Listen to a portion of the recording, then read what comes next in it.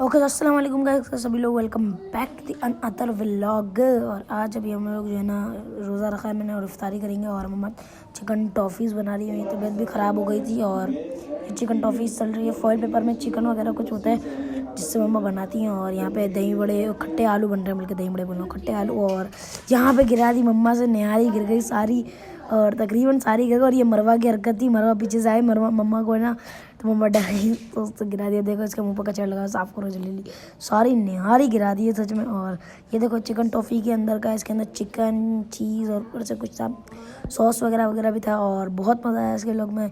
मगरिब की नमाज़ पढ़ी। आज के चले में इतना ही, मिलते हैं तो गुड बाय, अपना ख्याल रखना।